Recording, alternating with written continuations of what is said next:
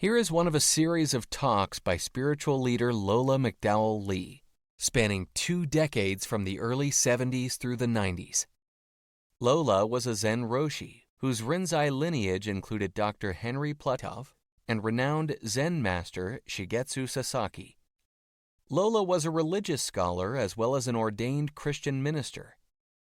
While the talks are focused mainly on Zen and Buddhism, Lola drew on many spiritual traditions, including those of Jesus, Plato, Lao Tzu, the Hindu Vedas, Meister Eckhart, and Gurdjieff.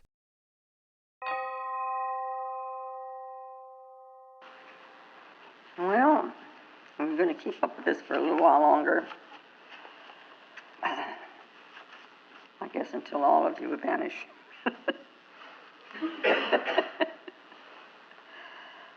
Well, you look pretty. One unmoving that is swifter than mind, that the gods reach not, for it progresses ever in front. That, standing, passes beyond others as they run. In that, the master of life establishes the waters. That moves, and that moves not. That is far, and the same is near. That is within all this, and that also is outside all this. But he who sees everywhere the self in all existences, and all existences in the self, shrinks not thereafter from aught. He in whom it is the self-being that has become all existences that are becomings, for he has the perfect knowledge. How shall he be deluded? Whence shall he have grief who sees everywhere oneness? It is he that has gone abroad. That which is bright, bodiless, without scar of imperfection, without sinews, unpierced by evil, the seer, the thinker, the one who becomes everywhere. The self-existent has ordered objects perfectly according to their nature from years sempiternal.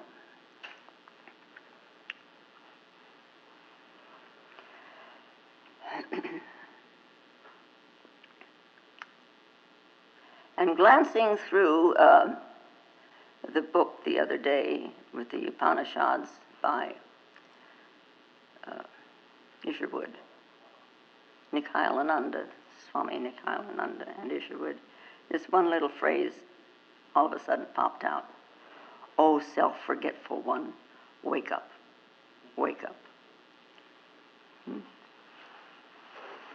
Self-forgetful one. Now, it's in the Chandogya Upanishad, where the father, Uddalaka, tells his son, Svetketu, that in the subtle essence, in the little nothing of the seed, in that subtle essence, all things have their existence. That is the self. Thou art that. The individual, Brahman, which is called Atman, Tattvamasi, thou art that. No matter what we may think we are, or who we may think we are, if we are thinking we are this, and if we are thinking we are that, we are laboring with a deluded mind. This is what is called a deluded mind. We are believing that the images are real. Delusion. No matter what country we may come from, no matter what language we may speak, all of us, that's humanity, or man, all of us have the same I. Now, at the very beginning of our standing out That is our existence. We're standing out from the background. No. We are engulfed by things. 10,000 things, they say in Taoism. We are engulfed with the many. We are engulfed with the multiplicity. We are barraged by the many. And little by little, as we learn to look around, we take them in. That is, we identify. People superimpose all different kinds of seeming understanding on that original I. In the beginning, the I was perfectly clear. But just as you add colors to water, you add things to this I, and then in place of, or instead of maintaining an identification with that pure I, you look at yourself as a child, then you look at yourself as a man or a woman, and you've added color. That's who I am. That's a deluded mind. You consider yourself belonging to a particular family. You are a brother or a sister or a mother or a father. You consider yourself to be intelligent or stupid or superior or inferior or a great personage or a small one, a virtuous person or a sinful one. If you study books, you consider yourself learned. And if you do not study anything, you consider yourself illiterate. And when anger and greed and attachment and desire arises, you identify with each and every one. And you feel that you are one with these emotions. These emotions are you. That's, again, a deluded mind. And some of these emotions you like, and some of them you do not like. And we are identified with the body, and we are identified with the experiences of the mind and the experiences of the senses. And so we flounder through life, caught in this net, of worldly things. And we go through our existence becoming one thing, and then another thing, and then another thing, and then another thing, and never becoming what we are. Aren't you tired of it yet? Yeah. In the Puranas, now that's an old book in India of their mythologies. Puranas, it's called. And there's one particular story which is about our identifications. Once upon a time, there were two demons, and one was named Shumba, and the other one was called Nishumba. The brothers. They had been given a gift that no one in this world could kill them. No thing in this world could kill them except each other. Now they were brothers, and they loved each other dearly. The question of killing each other was just out of the question. So they began to think that they were above death. And as a result of this, they became drunk with pride.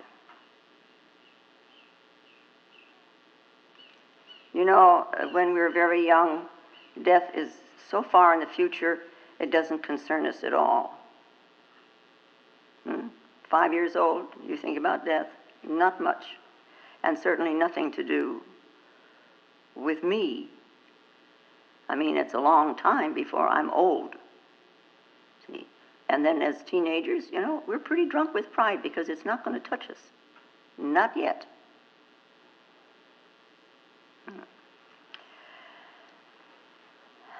But anyway, Shumba and Nishumba, in their conceit, never going to die. They began to persecute others. They had no pity for others. They had no compassion for others. They would torment him in whatever way they wanted to. And the time came when the people could no longer take it, so they prayed to Lord Vishnu to save them. Now, in India, Lord Vishnu is the second of the Trimurti of their trinity. There is Brahma and Vishnu and Shiva. Vishnu.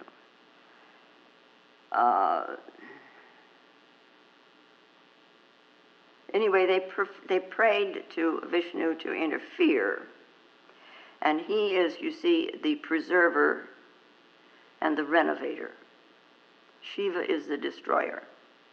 Yeah. Now, Vishnu did hear their prayers, and he decided he would help them. But he also realized that no one could do away with Shumba and Nishumba except Shumba and Nishumba. And he sat there pondering this situation, and in the midst of this pondering, he had a brainstorm. And he took the form of a beautiful woman. And in that form, he was so fascinating and so entrancing that everyone who saw him became bewitched. And he took a new name, which was Mohini, which means the one who infatuates. Mm-hmm. Now, in the form of Mohini, Vishnu descended into the forest where the two demons lived. And arriving at the demon's house, she sat down between them. And first she looked at Shumba, and then she looked at Nishumba. And immediately, both of them fell in love with her. See? They forgot all about beating and robbing. All they could think about was Mohini. Mohini, will you marry me? Asked Shumba. No, marry me, said Nishumba. And Mohini just laughed. She says, I can't marry both of you. I can only marry one. Well, which one of us will you marry? Asked the demons. Well, I will marry the one who is stronger. And without another word, the demons began to fight. And they were so fierce and so powerful that the whole forest shook with the force of this battle. And they fought and they fought and they fought, but neither one of them could defeat the other, and finally both of them just lay down and died. Yeah. And when Mohini now, she's looking at these two dead demons lying on the ground, and this thought occurred to her. 2 demons died for love of me. How beautiful I must be.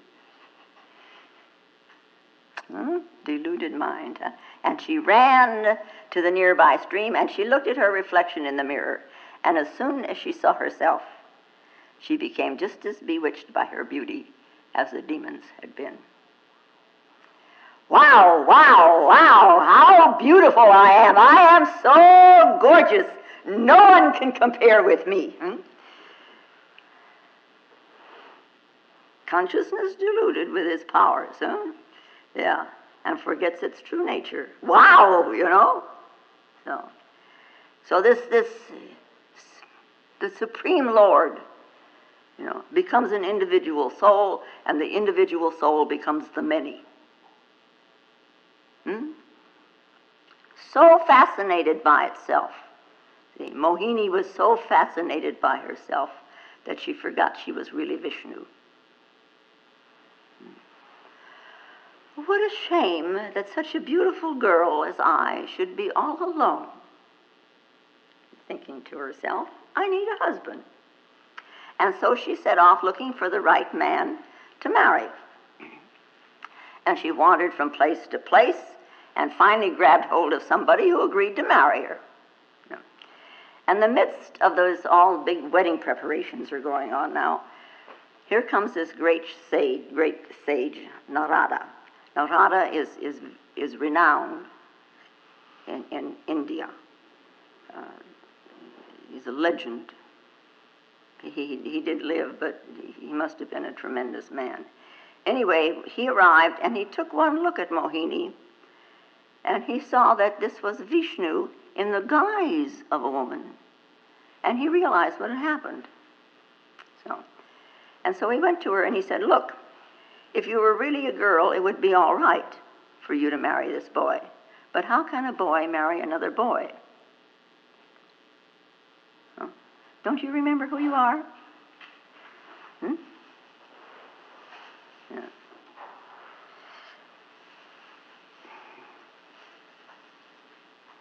You know, there is a saying somewhere, somebody says in the Bible, I think it's Paul, that there are no marriages in heaven. And people wonder about this. They were going to be with their husbands and their wives and so on and so on and so on for all eternity. But how can a boy marry a boy? Yeah. Anyway, you know, in the Western mythology, we have a similar story in Narcissus. You know, he goes to the pond and he looks at himself and he falls in love with himself, and that's it, folks. Now, these are not stories from way out there. You go home and look in the mirror. Done the same thing. Exactly. Same thing. This is our predicament. We are the Lord, and we have forgotten. We have become enamored of our image. We are this great self, trapped by the delusion of the ego. Trapped. This is our state of bondage. And you know, I think we're all very familiar with the story of the little monk who goes to the teacher and he wants help. You know, he wants to know who he is and so on. And he asks him, you know, please help me to be released from my bondage. Bondage, came the reply. Who put you in bondage?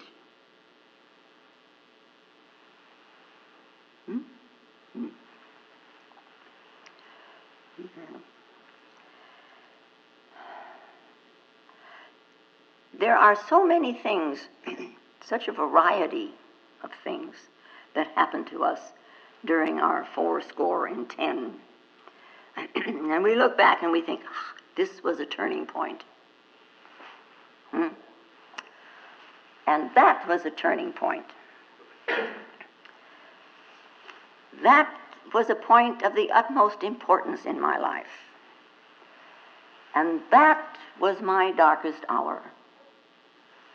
And that was the moment of my greatest happiness. Oh, yes. And see, we keep fluctuating between the great and nothing is going on. Important and nothing is going on. Yeah. This moment of great importance, this moment of the darkest hour, how did it happen to come to you?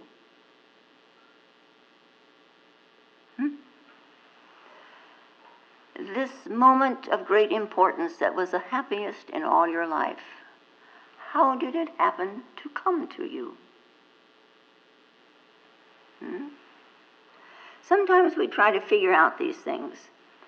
And when we do, we sometimes come up, if we're really looking at it, we come up against some surprises. Yeah.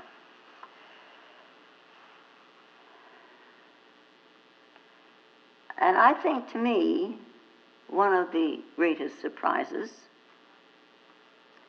is that hardly anyone seems surprised by life. Life itself. It's this total lack of regard, surprise. Oh, this is life. It's just all taken for granted. How often do you look at all this? You know, this world and yourself. That it is a mystery. That it is surprising. Everything in this is just simply Amazing. It's amazing. How come you can fall in love? How come you can fall out of love? How come you can feel pity? How come you can get angry? Is this not surprising? Where does all this come from? Where do I get this greed? I'm not that way. How can I be so selfish? I'm not that way. Where did it come from? How does all this happen? And is it not a miracle that a seed becomes a tree? Is it not a miracle that the sun rises, as we say, every morning? And that it sets, as we say, every evening? And that the birds sing, and they're most noticeable in the morning when the sun rises, and when the sun sets, they're most noticeable. The miracles. Each moment, each step, we come across these miracles, and we don't seem to be surprised. How come we're so blasé? We have received such gifts. We have a gift of laughter. The whole world is full of humor. Even my cat has got a sense of humor. She laughs. She plays. Birds do the same thing. You can see them playing out front. And the crows, they're funny. And the world is full of love. And the world is full of goodness. And now, by goodness, I don't mean I'm good to you, you're good to me. You do good things, I do good works. I praise the Lord in good works. I don't mean that at all.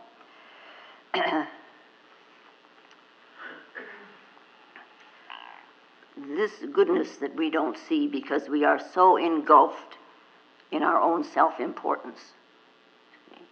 Did I do this right? Should I do that? Maybe I should do this. I sure told that one where to go. Oh, they just don't understand me. Where is the goodness in these thoughts? Goodness, it's like all of a sudden you hear a bird sing. And there's a kind of a flow between, there's a kind of a unity, and you're suddenly hearing this bird sing. Just that fleeting second before you begin to think about it. That's goodness.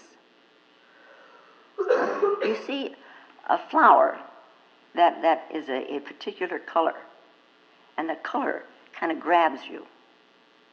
And before you think about it, there is this goodness. And you feel the bark of a tree. And before you think about it, you just feel. And this is goodness.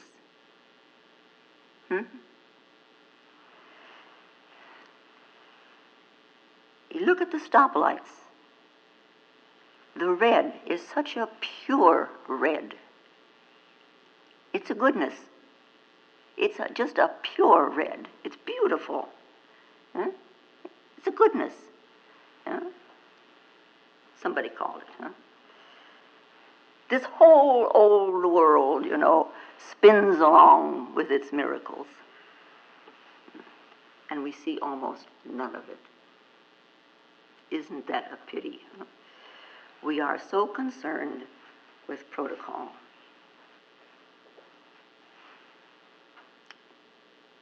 It's like the little story of the rabbi who was invited to dinner with his family.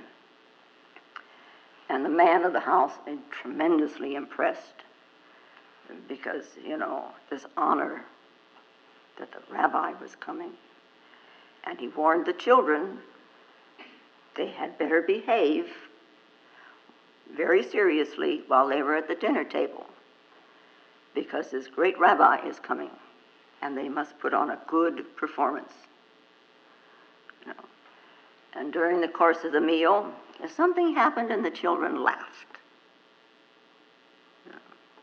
And so the father ordered them to leave. He had promised he would, so he had to. And so they all rose, and the rabbi rose also. And he prepared to take his leave. And the father now is concerned, and he says, "Is anything wrong?" "Well," said the rabbi, "I laughed too." Yeah.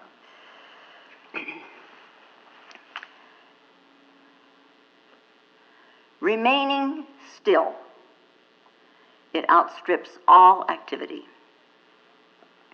And yet in it rests the breath of all that moves. A little different translation. There are quite a few translations out there. Once you experience this unmoving in yourself, then you will know that all of the activity in which you are involved depends upon that unmoving. And yet it itself doesn't move. It's sort of like we might say there's the action in non-action, or there's an effortless effort. There is the moving and the not moving in effortless effort. In the action, non-action, there is action, but no one is acting. Or Bodhidharma's statement with which we are so familiar, if you just sit silently, and sitting in this great silence, doing nothing, spring comes and the grass grows by itself. Sitting silently, totally unmoving, just sitting silently, doing nothing. Your breath comes and your breath goes. Your heart beats. The little cells run around in the arteries and the veins. And the synapses continue. And you don't die. You're just sitting silently, and everything happens by itself. Yeah. And sitting silently, thusly,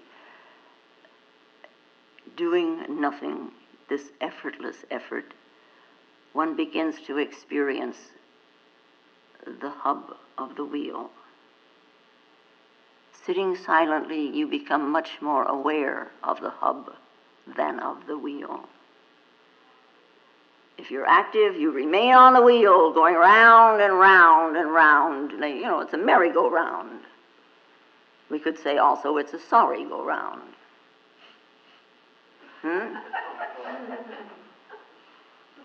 Well,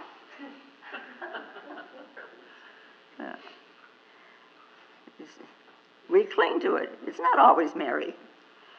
It's sometimes sorry. Yeah? And the wheel spins, and you cling to it, and it just takes you with it on all these many states. In all of our relations, this oneness is the secret base. The oneness supports you as it supports all multiplicity. The true self is one, and the many. The multiplicity is a representation of the one. The many are the becomings of the one.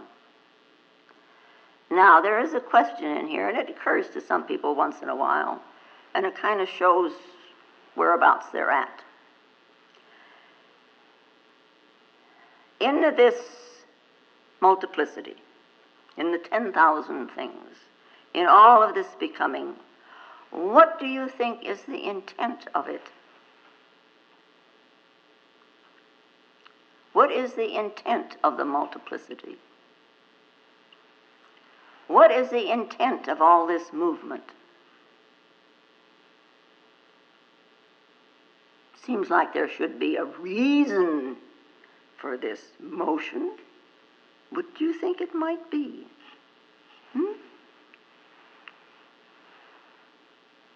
Think about it sometime. Think about it and then let it go. This universal motion in which we have our becomings.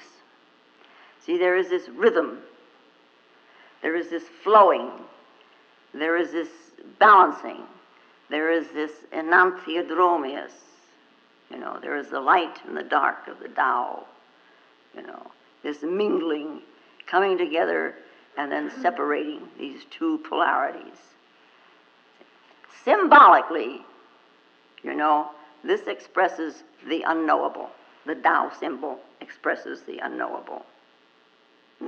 Yeah. Now, it has been said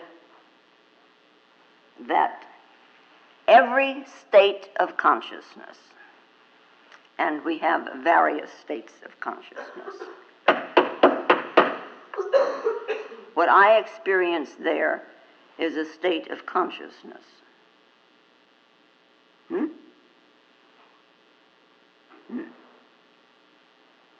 They don't know that. In every state of consciousness, of itself, in itself, that state, there is something in it that represents something that is beyond it. By that I mean that transcends it. In every state. Every state of consciousness holds in itself something that transcends. So your everyday consciousness holds within it, the manys of every day, holds within it the consciousness of the one. And that holds within it the consciousness of no one. By that I don't mean nobody. I mean nobody, but nobody. No one. Huh? Now this strange language, universal motion has been called, and I used this term before, the play of divine consciousness. This is the play. This is called Lila. It's a woman. It's feminine. Lila, the play of divine consciousness. This movement, this universal motion, this play, adds nothing to that one. It is already complete. The movement adds nothing to itself, for it too is already complete.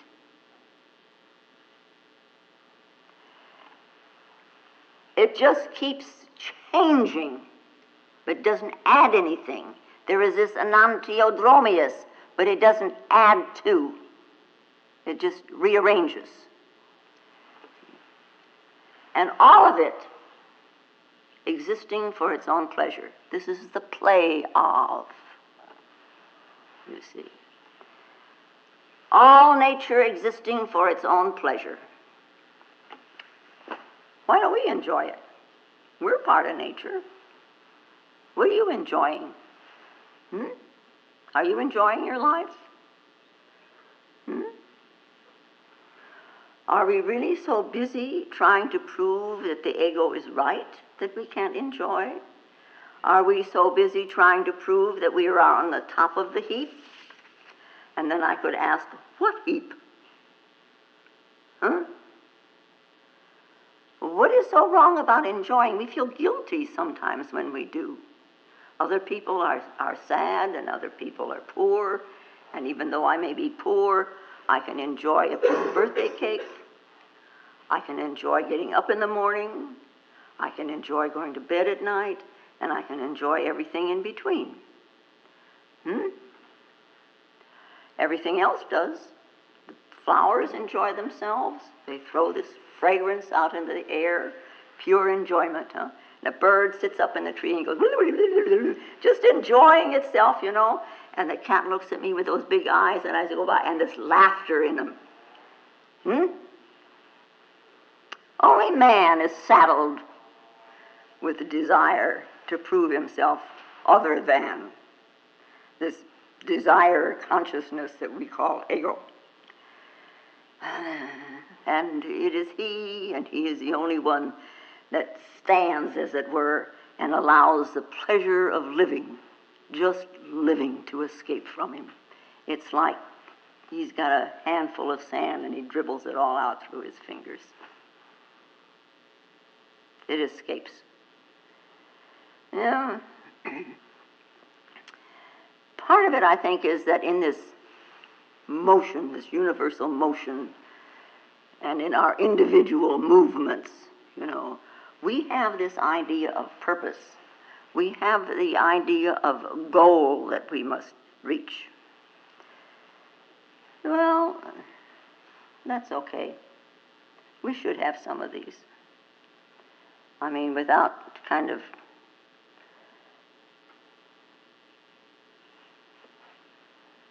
who would even try if we didn't a little bit?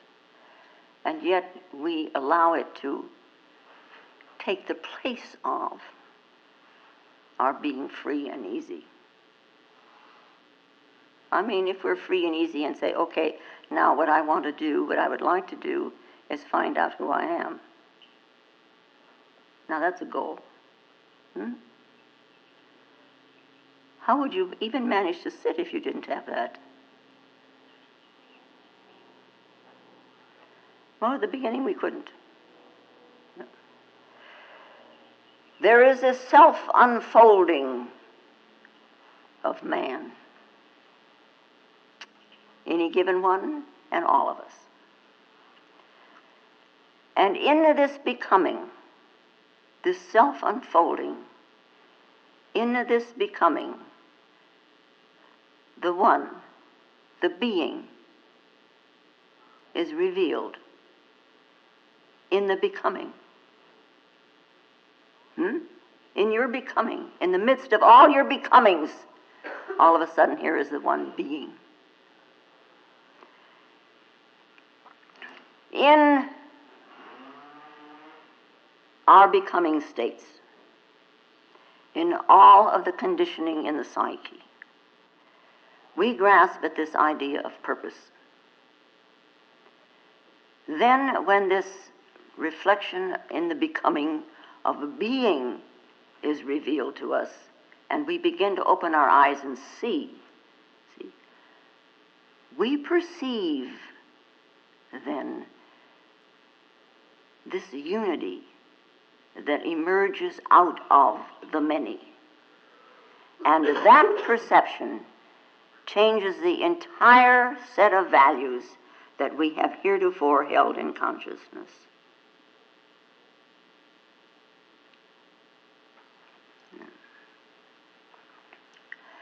Now, in this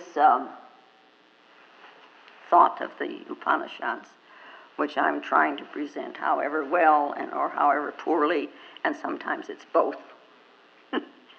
we do remember that there are several ways of presenting things, of presenting thoughts. And we are at this moment talking about one viewpoint, because with each of the translations of the Upanishads, we could make a different interpretation. Anyway, we're right now with this particular viewpoint because I happen to like this particular translation. Yeah. In this point of view, this particular way, consciousness is thought of as having 7 forms, that is 7 aspects. And the Hindus call these 7 aspects gods. They do with everything else, so they might as well with this too. You know, everything is a god. 7 stages of consciousness, which make up actually one consciousness. One consciousness, and there are 7 It's like one hand and you got 5 fingers, huh? Right. So we have these 7 aspects descending from this pure being to the physical being. Yeah. And so we say there's unconscious, there's subconscious, there's self-conscious, there's objective conscious, there's superconscious, and there's pure conscious. Now the interplay and the intermeshing between these forms of consciousness determines our activities.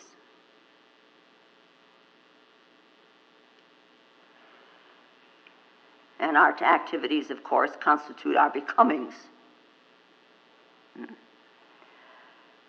What activities you feel at home with, what activities you are drawn toward, and they come about, in this viewpoint because of the weaving in and out of these various aspects of consciousness.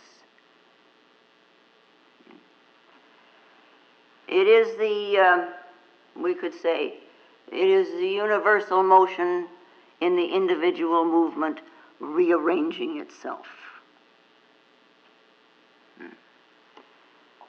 And we become something else.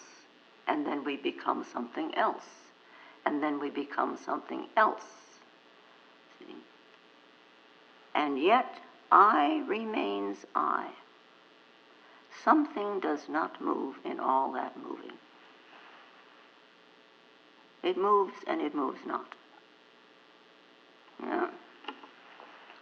It's kind of like, in a way, I think there is a new thought out now. Well, I don't know how new it is, but it can't be more than a couple of years old.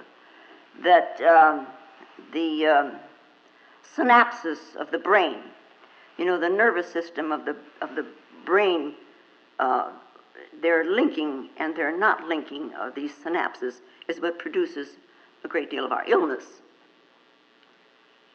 If they're not all complete, something happens, and if they are complete, something else happens, and which ones do and which ones don't,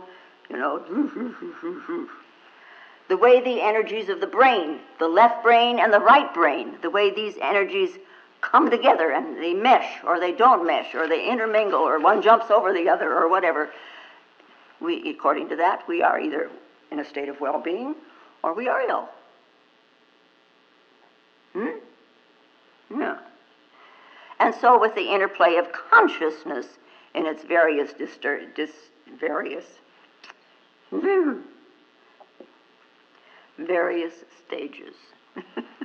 various aspects, determines the individual activities, the individual becomings. Now that removes it from the personal. You don't think I did this and therefore this is this way and I did that way. Naturally, though, we do remember that I did this and it sits in there someplace in this state of subconscious. And that always this rising out of the unconscious is our self-consciousness. Rising out of the unconscious is our objective conscious.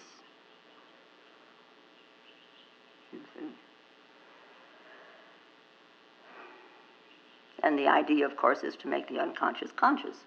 You bring it all up. Oh, happy day.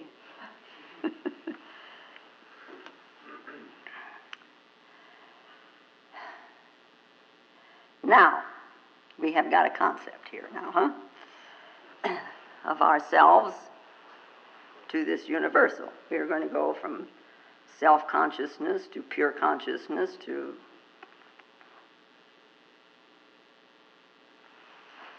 something else again. Yeah.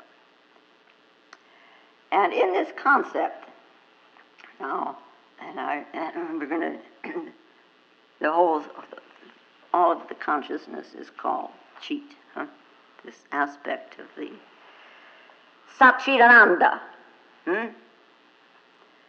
Sat, you remember, you can all tell me what Sat is. It's the essence of being. And Chit is the mind of this essence. And Ananda is the bliss of this essence. Satchidananda.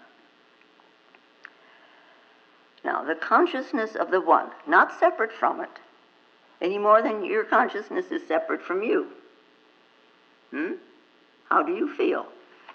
Oh yeah, it's all here, you see. Consciousness and feeling. Nothing is separate. The consciousness of that one being, being conscious, we call it Chit. And this is active in the whole universe. Now, this whole consciousness, these 7 powers of the Chit, are spoken of in the Vedic tradition as the waters. This flowingness in the Vedas is referred to as the waters. The flowing of consciousness in a human being, they speak of the flowing consciousness in the ocean of the heart. Yeah. The infolding and the unfolding and the infolding and the unfolding of the one in the many and the many in the one. This is the law of the eternally recurrent cosmic cycles. Yeah. It is established in the waters. It is established in consciousness.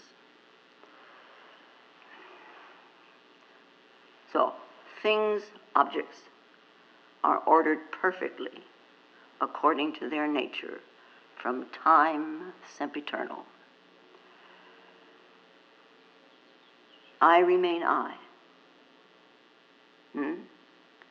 Acorn always gives birth to oak tree, doesn't give birth to chestnut tree. Things are ordered in this way. Wind is wind and sand is sand. What is established in the waters? What is established in the essence? What is established in consciousness? For us, it's an ever-moving, changing existence.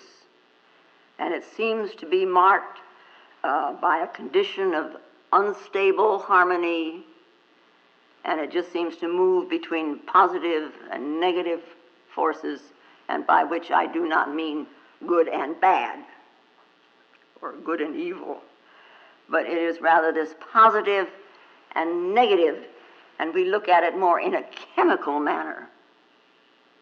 Every electron, the negative charge, is related to so many neutrons, right?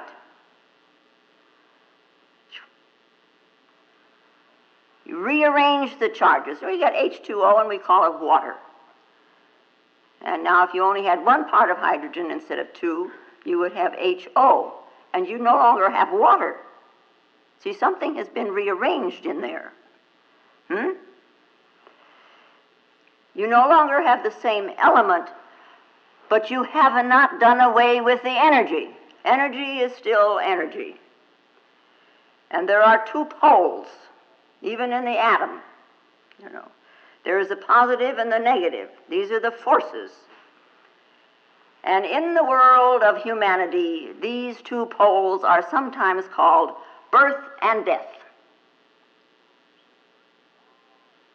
And in between is all the arranging and the rearranging and the going of it on and on and on and on and on. Yeah. Life is a constant birth or a constant becoming, because we are constantly becoming something. I'm a little smarter than I was 2 minutes ago. I have become smarter. You see? All birth entails a constant death or a dissolution. This is Shiva. Yeah.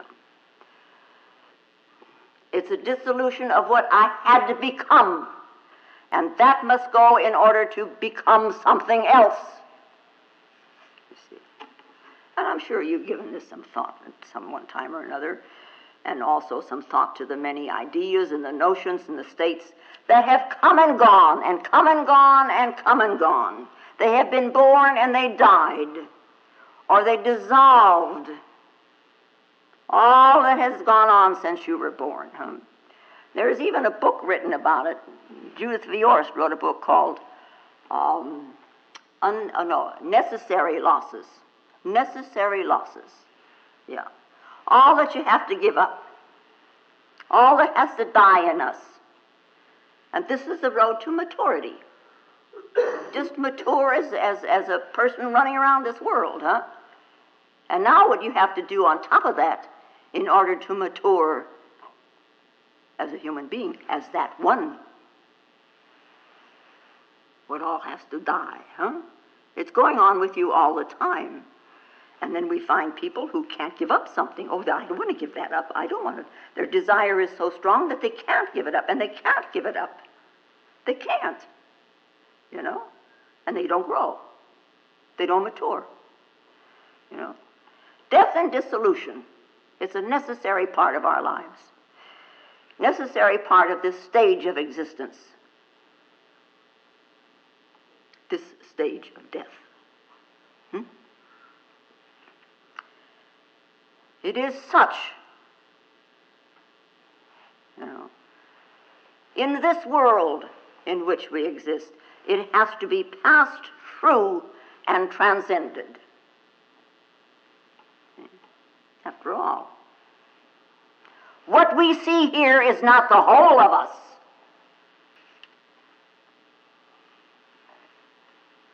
What is the whole of you? Do you know?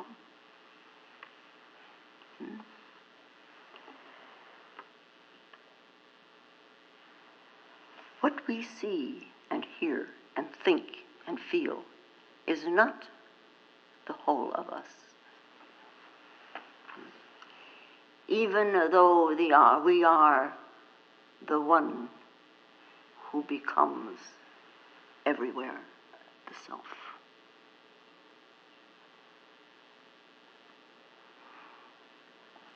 Now, in these Upanishads, we are taught of the perception of Brahman. The perception of Brahman in the universe.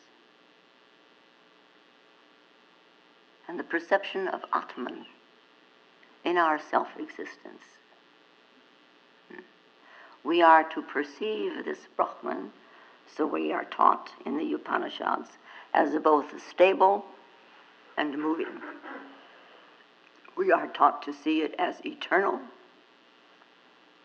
and unchangeable, and also in all changing manifestations of it. We are to perceive all things, near and far, the immemorial past, the immediate present, and the infinite future, as all happenings of the One. We are to perceive that One as that which exceeds, yet contains and supports all the individual states everywhere, as well as all universal states in the universe. We are to perceive it as that which abides in and contains the universe, the transcendental universe, the Brahman. Lord, the indwelling spirit, which is the object of all knowledge. And the realization of it is the way to immortality. But he who sees everywhere the self, in all existences, and all existences in the self, shrinks not thereafter from aught. Subjectively, within you and within me, this great one that we call in this Upanishads Lord, this Brahman, in you and me called Atman. The unchanging existence of all that is in the universe. Everything that changes in us, our minds, our body, our character, our temperament, our actions, none of this is our real and unchanging self. They are only the becomings of this real self in a movement, whereas the real self moves not. In nature, all that exists, animate and inanimate, sentient and insentient, are becomings of that one self of all. We are all little pumpkins. All these differences are one undividable existence. The divisions are in the delusion. This is the truth, and they call it vijnana, this truth. And it is this truth that each of us must realize, not just think about it, to realize, to see everywhere this self. Everywhere this self in all existences. To know what Jesus meant when he said, even though I go to the depths of hell, thou art there. So he shrinks not thereafter from aught. Thou art there. Yeah. All existences now are in the self. It all takes place in this one, unmoving. Yeah. Atman is Brahman. It's a big mystery, huh? Indivisible being. Self-luminous, shines by its own light. Everything else is reflected. It shines. It's self-luminous. Self-concentrated in consciousness. Self-concentrated in consciousness. Self-concentrated in force. No. You don't remember. Self-enlightened. Its existence is light and bliss. Satchidananda. It is timeless and spaceless, and it is above all free.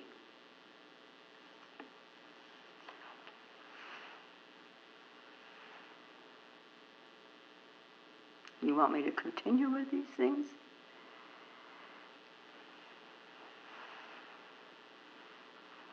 I could do something else.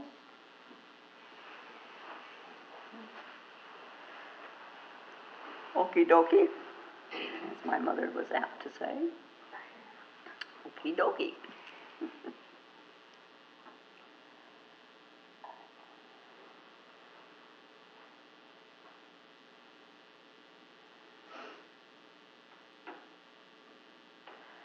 And now may the peace and the power that passeth all understanding hold us and keep us in the love of the Christ in consciousness while we are seemingly separate one from another. And I do thank you very much.